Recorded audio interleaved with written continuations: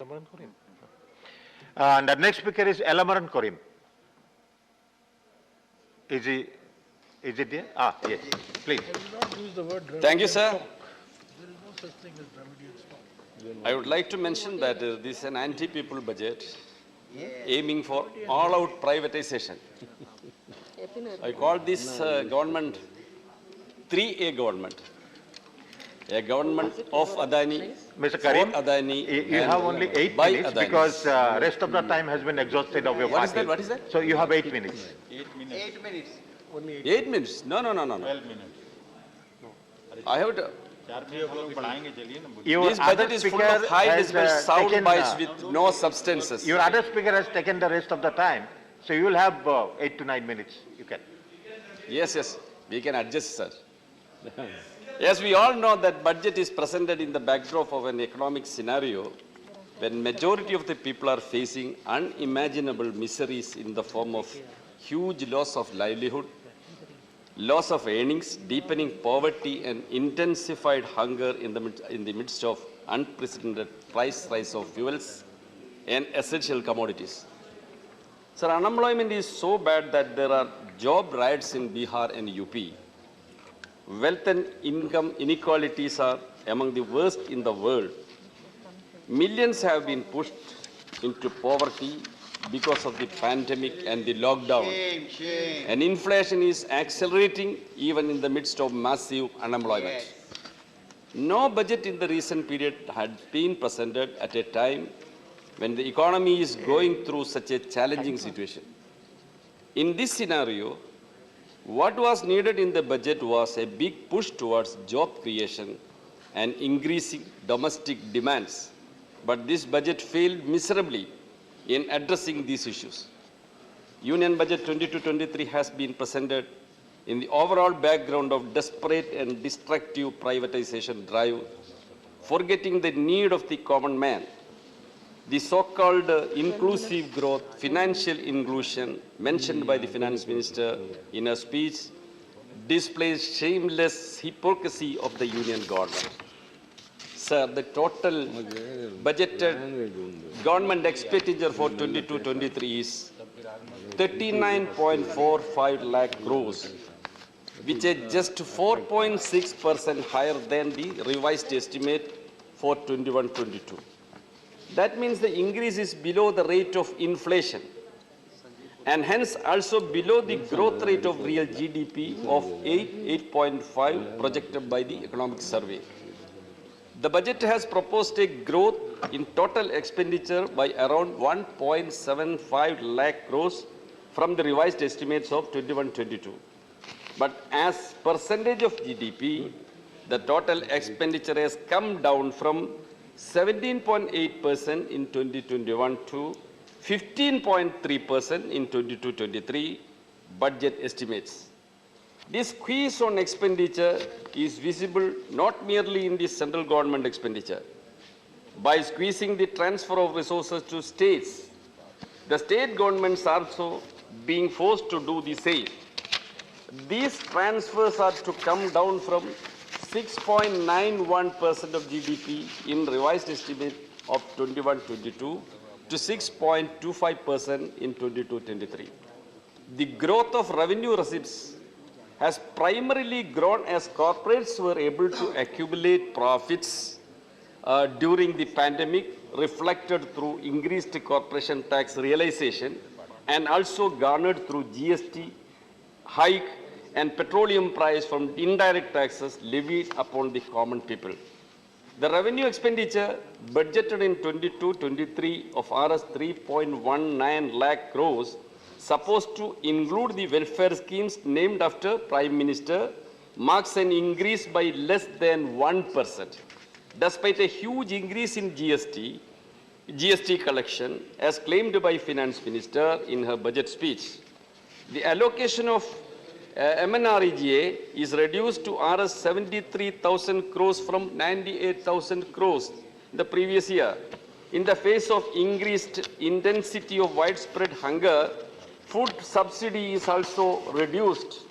National food security has been slashed down by 30% Fertilizer subsidy has been also drastically cut by 25%, petroleum subsidy by 11% in the face of the skyrocketing fuel price.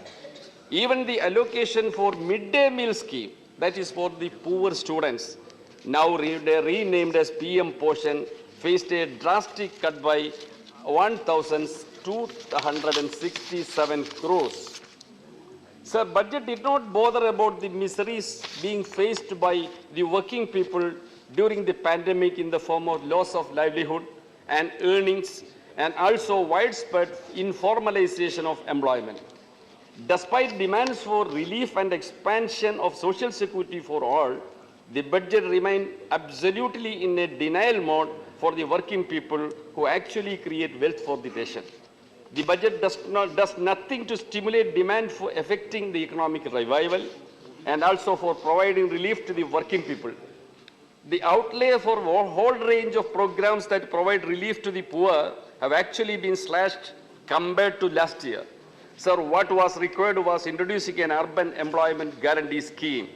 On the contrary, it has cut down expenditure of MNREG. Sir, MNREG is a demand-driven program. Funds will be made available if the demand crisis for such funds, that is the claim of the government. But if the wages are delayed, the enrollment in the employment may get reduced. So, these lifeline projects introduced by the UPA government, now you are killing that project through these budgets. Sir, the privatization, the budget is presented in the overall background of desperate and destructive privatization drive, embracing the infrastructure, manufacturing, and mineral sector, facilitating transfer of our resources from national exchequer to private hands.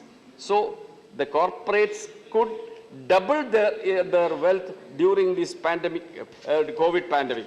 The finance minister at the very beginning of her budget speech itself was praising the government for its successful sale of the national carrier Air India and Neelachal Ispat to the Tatas. The budget has reiterated government's commitment of further transfer of state-owned capital assets to private sector, both domestic and foreign. In fact, under this regime, economic policy making is gradually moving towards purely anti-people destructive trend, much to the detriment of the national interest. Sir, on farmers, what was the promise in the budget of 2021? Point 22 in the budget 2021, it said, our government is committed to the goal of doubling the farmers' income by 2022, this year. Sir, a commission was appointed by the then government, Ashok Davle Commission. That commission gave the report, 14-volume report. It is still sleeping in the shelf of the government. Now, in this budget, there is a single word mentioning regarding the doubling the income of the farmers. In contrary, the revenge to the farmers, what you have done, the farmers' reliefs are cut short by drastically.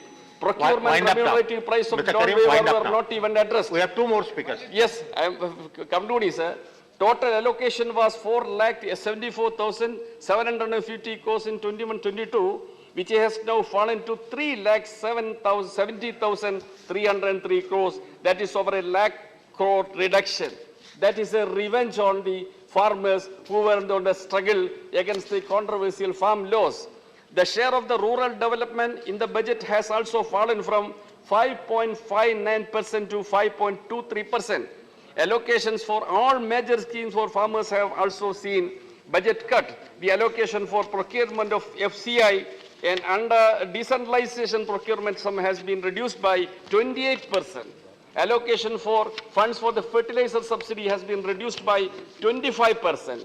Under PM Kisan, 12.5 crore farmer households are supposed to be provided 6,000 rupees each, which requires an allocation of 75,000 crores, but only 68,000 crores Thank you. are allocated. Thank you. You conclude. And finally, I'm one calling the minute, sir, next 1 minute, speaker. sir. Please. In the post-COVID period, we there is don't a have need much for time. provide more assistance to states, including Kerala, but the budget has been inconsiderate, silent on this. Should have Even liked to Budget did hear not you aid the more, taking but forward there is no development of time. Kerala. I mean, there is Kerala has paucity always of time. raised so many demands. Again, I have to and request, aims, a railway zone and Mr. other Ajit Bhuya, important projects which were put will to you the speak government. today or It tomorrow? is not considered. It is very sorry to We say. have- So I can't support these budgets. Thank you, sir.